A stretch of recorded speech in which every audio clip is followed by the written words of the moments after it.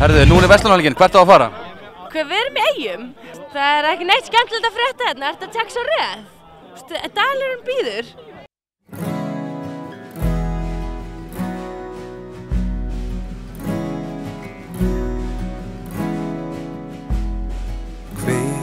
Kveikjum eldana þar sem hjartað slær.